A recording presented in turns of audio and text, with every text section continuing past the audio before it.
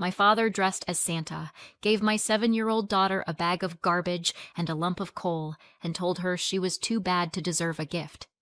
My mom and sister cheered him on. I didn't shout. I acted. 2 weeks later, they were the ones screaming in a panic. Christmas at my parents' house was always the same. Dinner, polite smiles, predictable small talk.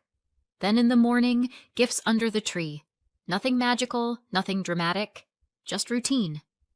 I'd gotten used to Mom making little announcements about who was the good kid that year and who had fallen short. When I was growing up, guess who usually landed in the fallen short category? Exactly. But I'd learned to swallow it, and I honestly hoped they'd leave my daughter out of their little games. That year looked no different at first. Tree in the corner, ornaments everywhere, the smell of cinnamon and cookies. Mila was 7, still young enough to believe in magic. She buzzed around the tree like it might start talking back to her. Adrian showed up with her girls, Anna and Stella, 10 and 8. They sat there with that "we're practically teenagers" look, but anyone could see they were just as hungry for gifts as Mila. And yes, I was waiting for gifts too. Not for me. Those days are gone. I just wanted to see Mila light up. I wanted her to have her moment, without the inevitable, "look how wonderful Adrian's girls are." Then Dad walked out dressed as Santa.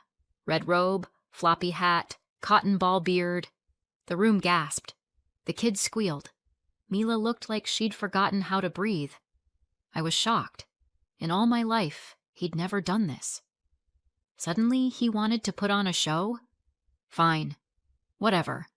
Let the kids have fun. The only weird part was he never asked me for Mila's gift. It was still sitting in our car trunk. I'd planned to sneak it under the tree later. He started handing things out. Big sack in his arms, pulling out boxes with his best ho-ho-ho voice. First up, Anna. "Santa saw you this year, Anna." So responsible. Always helping your mom. Always so grown up. Out came a box. Inside, a Nintendo Switch Lite. Anna shrieked. Mom clapped like she'd just won the lottery. Next, Stella. "Santa knows you've been kind and caring, helping your mom whenever she needed it." She got an American Girl doll, fancy, with a wardrobe and accessories. The room melted into smiles again. Stella showed off the tiny shoes and purses like she was doing a product demo. And Mila? My girl sat on the edge of her chair, fists tight, eyes wide, waiting, believing. Finally, Dad pulled out a smaller bag. "And now, for Mila." She ran over, tore it open. I watched her face fall apart in real time. Excitement, confusion, shock.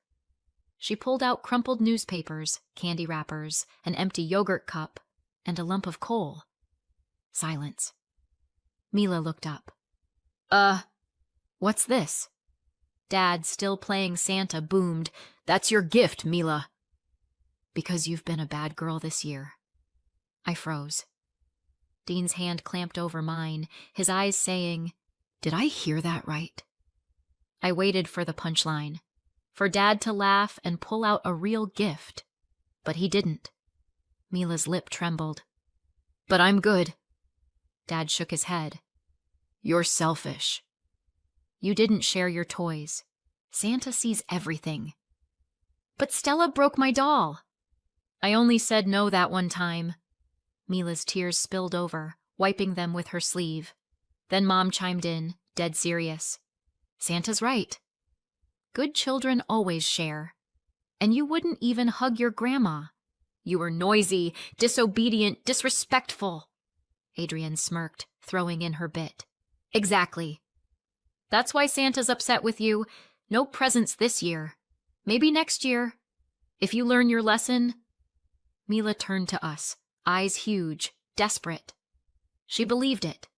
Believed Santa himself had just branded her as bad. "I'm not bad!" she screamed, sobbing. Something snapped in me. I stood up. "Enough! Cut the crap!" I walked straight to my father, yanked off the fake beard. "See, sweetie? This isn't Santa. It's just Grandpa. And this is his pathetic idea of a joke. Mila froze next to me, eyes darting between me and Santa, wide and terrified. For her, it was a double hit. First Santa called her bad, then she learned it wasn't Santa at all. It was just adults messing with her. Anna frowned, muttered she knew it was just Grandpa. Stella, though, looked shaken, almost scared. The grown-ups? Stone faces, like they hadn't expected me to blow up their little pageant. Then Stella burst out crying, "Where's the real Santa?" Yeah. I killed the magic not just for Mila, but for Adrian's kids too. I knew it hurt them to see Grandpa under the beard instead of some jolly man from the North Pole. And honestly, I didn't care. Let them be mad. Let them remember this night however they want. I had only one job: protect my kid. I took the crumpled junk out of Mila's hands and dropped it on the floor, forced a smile. Mila, you are a good girl.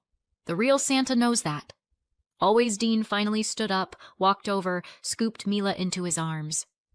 Of course, he said gently. I bet the real Santa's gift just got misplaced. It's probably waiting for you at home, under our own tree. We'll check when we get back, okay? Okay, she whispered, clinging to him like he was the only safe thing in the room. I turned to my so-called family. What you just did. Cruel.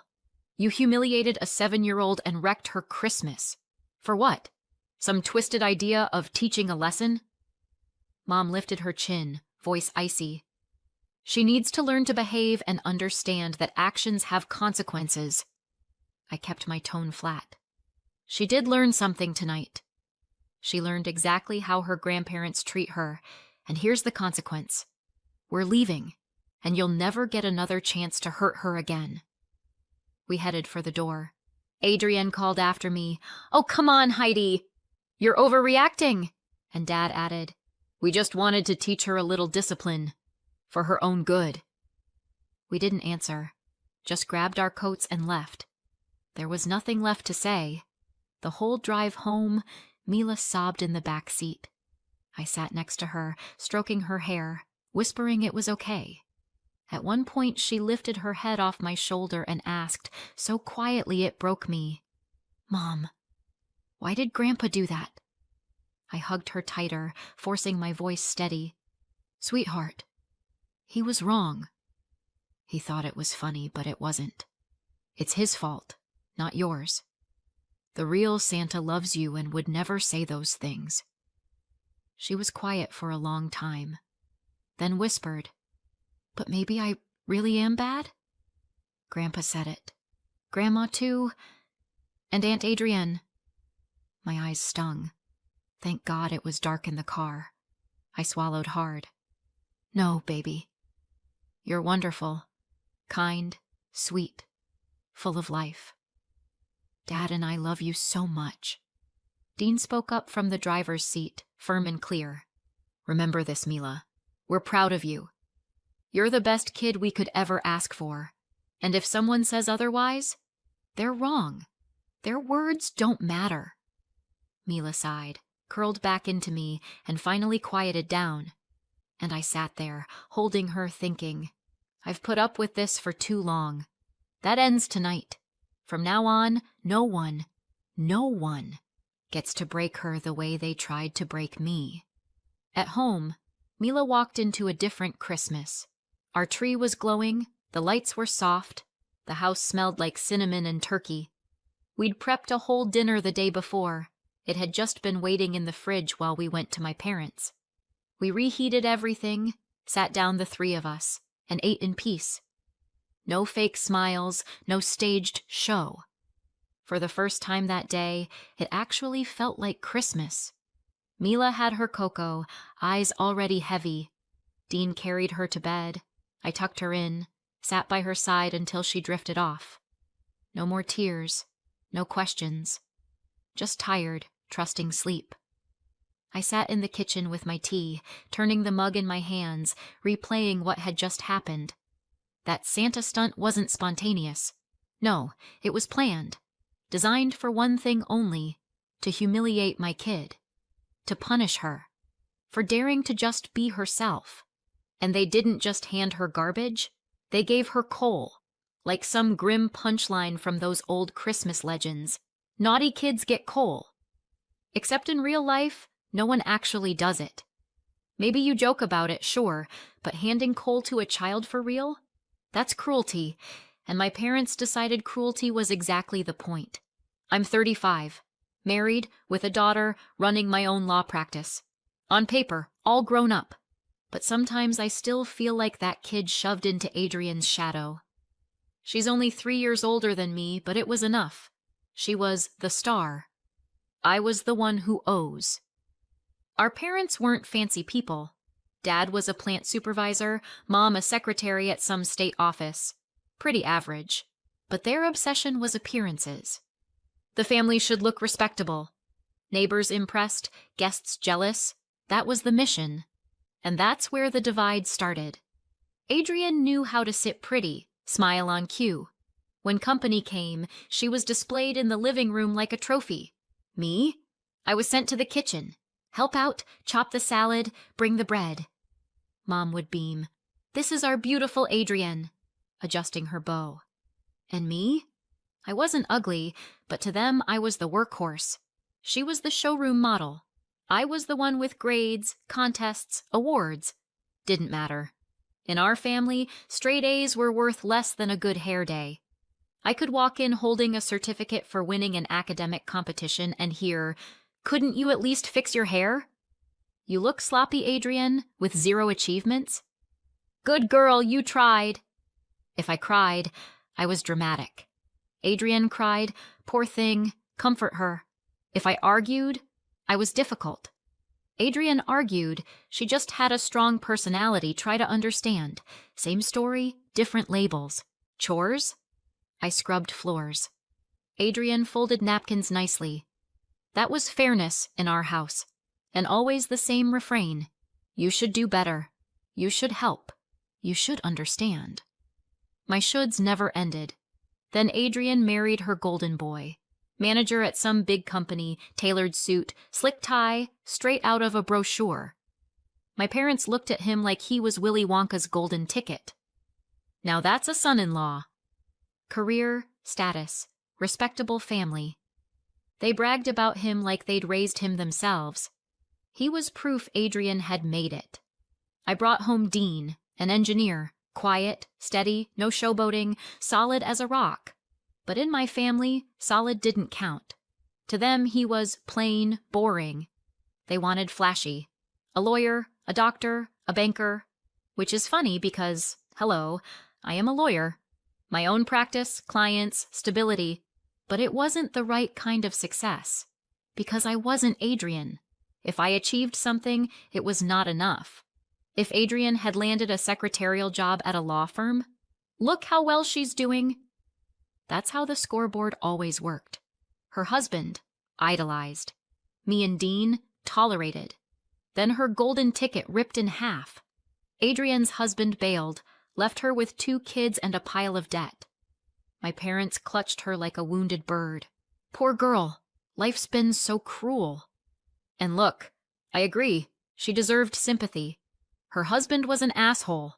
But the problem was, Adrian became a permanent victim. And I became the permanent ATM. Heidi, you have to help. You're successful. You have a husband, stability. She's alone with 2 kids. It's so hard for her. So her bills landed on me. Kids' activities, dance, art classes, holiday presents, sometimes even her rent. And it wasn't framed as a request. It was an expectation. And my parents? Same deal. I was expected to top up their pensions, cover insurance, pay property taxes, chip in for house repairs. Roof leaking? My problem. A sea broken? My problem. Because you make money, you're supposed to share. And of course, that rule trickled down to Mila. She had better toys, a complete family, parents with good jobs, so apparently she owed her cousins. Even if they ripped a book or snapped a toy, Mila was told, be a good girl. Let them play. Their so-called generosity always flowed one way. I was supposed to help my sister. Mila was supposed to share with Stella and Anna, but no one ever suggested the reverse. If we had a spare dollar, it was communal. If they had a spare dollar, it was sacred. That was the family math. What's mine is everyone's, what's theirs is theirs. Mila felt it. She saw what the girls did with her things. Books came back doodled all over, dolls suddenly had new haircuts, dollhouse sets missing pieces. One day a broken chair, the next a shoe that vanished forever. Mila hated it, but she gave in. Because Grandma and Grandpa said so, and kids don't argue with that. At least, not until Thanksgiving. That time, Mila insisted on bringing her new doll. She'd only had it a week, but it was already her sidekick. Slept next to her, sat at the table, even got buckled into the car like a passenger. Right before we left, she looked at me and said, "I don't want to let them play with her." "They always ruin my stuff," I asked. "Want to just leave her at home?" She shook her head hard. "No, I want her with me." So I told her, "Fine. Then don't share if you don't want to. She's yours. You get to decide." It was the first time she really felt like she had permission to be herself. Thanksgiving at my parents' house was always the same. Too many guests, too much food, fake smiles plastered on my mom and dad's faces, their annual performance of Perfect Family. The second we walked in, Stella and Anna made a beeline for Mila. "What's that?" "Let us see." Their usual routine. Whatever Mila had, they had to grab immediately. No please, no asking, and as usual, Mila handed the doll over. That's when the circus started. They played house, only rough. Yanking the doll by her arms and legs, tossing her from chair to couch, shoving her in an empty cookie tin, trying to tuck her under the table like a dog bed. At feeding time, they smeared her face with a yellow crayon. "Baby food," they said. Mila trailed after them, begging, "Please don't draw on her." "Please be careful. It hurts her." They ignored her. "It washes off. Chill." Anna shrugged. By the end, the doll's dress was stained, the hair a tangled mess, and when Stella sat her on the couch, she toppled to the floor, came up with a crack in her leg. Mila grabbed her, eyes wet.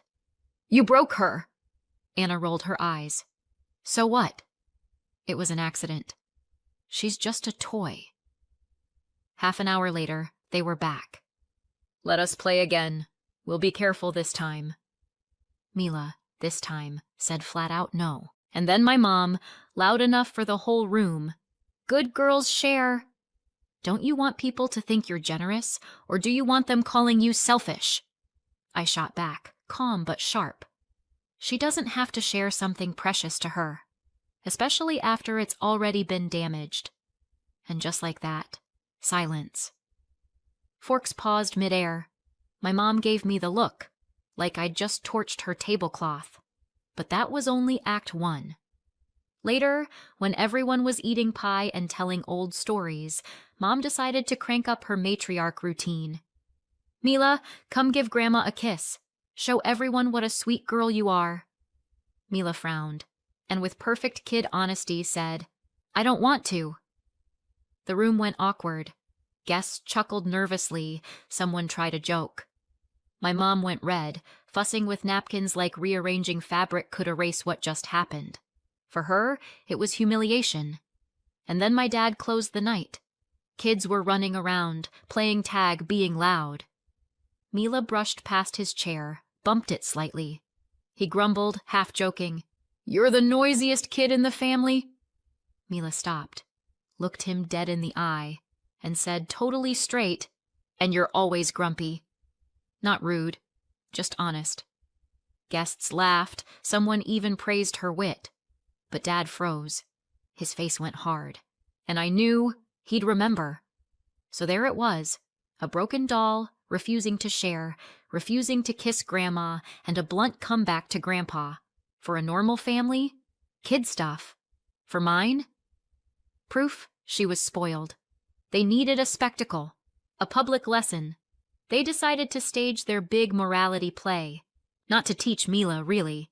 To put her in her place and remind us who held the power. When Dean and I had Mila, I swore she wouldn't grow up in the same cage I did. I'd teach her to be free, to say no when she wanted to. And she was learning. She didn't fake smiles, didn't pretend she liked something when she didn't. She sang, she argued, she ran wild like a normal kid. But to my parents, that was a diagnosis. Too spoiled. Too full of herself. What they really hated was simple. She wasn't broken. She was loved. And they couldn't stand it. Dean walked into the kitchen later, poured himself tea, and shook his head. You know what I can't wrap my head around? That they used Santa. To shame a kid. Their own granddaughter. To wreck Christmas, I sighed. Because they don't care about Christmas. Or magic. Or even her. What they care about is control. Everyone following their script. And the image. God forbid the guests see a crack in the mask of their perfect family. We sat in silence after that. And I thought about all the years I'd spent chasing their approval. And how it never came. You know what? They can choke on it. I looked at Mila's closed bedroom door and swore, from this night on, things would be different. They broke me for years, but I won't let them break her. Morning smelled like cinnamon and second chances. Mila woke up before the alarm, padded barefoot into the living room, and froze. 2 boxes under the tree, one big, one slim, tied with a ribbon. She squeezed her eyes shut, like she was afraid they'd vanish, then tore into the first one. Inside, a 2-story dollhouse. Wood, staircase, tiny furniture, even little lights glowing in the windows. Next to it, in a separate box, was the roommate. A doll with soft hair and outfits for every mood. Dress, coat, pajamas, goofy slippers. Mila looked at it all like someone just handed her back oxygen. I could hear her breathing shift. The second box was a book. On the title page, Dear Mila, thank you for being kind, honest, and brave. I always see it. Merry Christmas, Santa. She ran her finger across the words, hugged the book to her chest, and whispered, I knew the real Santa would never do that. After breakfast, she was setting up the dollhouse furniture, laughing again. And I thought, yeah, for that smile, I'd burn every bridge. And I did. Later, I opened my laptop. Cutting ties with family isn't some dramatic movie scene. It's boring little clicks. First stop, my parents. Monthly transfer, pension top-up, canceled. Their extra health insurance, card removed. Property tax contribution, gone. House insurance, same deal. Dean asked quietly, You think they'll notice? Oh, they'll notice, I said. When the insurance company calls, or when the first of the month comes and nothing hits their account. People always find out when the money dries up. Next, car expenses, fuel card, service plan, canceled. Their little emergency home fund I'd been topping up, closed and emptied. If the roof leaks again, they can call a contractor. Or sell the house. Grown adults can figure it out. And then, my favorite column, Adrian. First, the small stuff. Yanked my cards off their accounts. Cable, internet, all their premium packages the kids couldn't live without. Off our family cell plan, too. At one point, I'd added her and the girls to save them money. Well, now it's their bill. Let the carrier explain. Rent support? Deleted. For years, her hard months just happened to be the same months as sales and holidays. Not my problem anymore.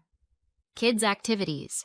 I'd been covering dance, art class, summer camps, costumes, team fees, endless list. Sent short emails to every program. Please remove my card from payment. Future charges go to the parent, no drama, just accounting. School lunches? Canceled the auto top-up. Schools are great at letting parents know when the balance hits 0. She'll find out. Sorry, girls, I thought. It's not your fault. But your mom and grandma just taught me a new word. Enough. And let me tell you, no has never felt so good. For the first time in years, I wasn't afraid of the "how could you" phone calls. For the first time, I drew a line not for them, but for me and for my kid. I had boundaries now, and nobody gets to cross them again. The silence lasted a few days.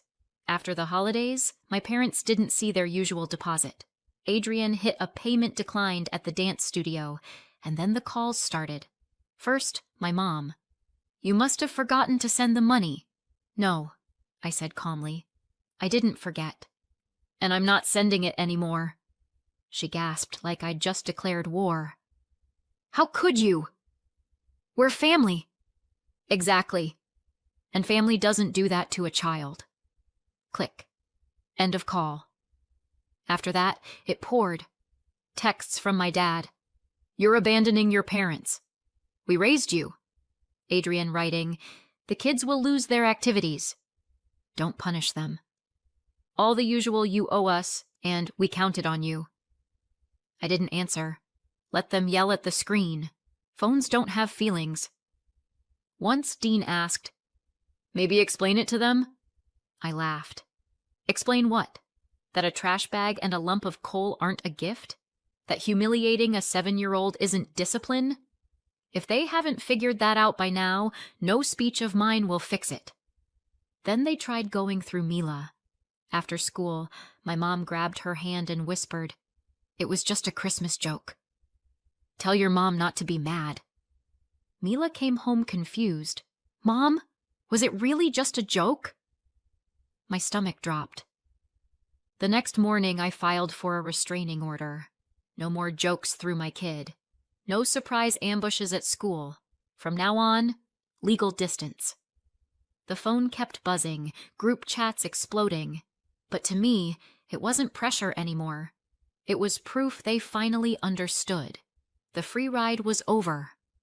Meanwhile, Mila was decorating her dollhouse. She built a tiny garden with plastic flowers and told me, "The rule here is, you don't touch other people's stuff without asking." I just stared at her. She'd already learned what took me decades to figure out. They can call, text, scream.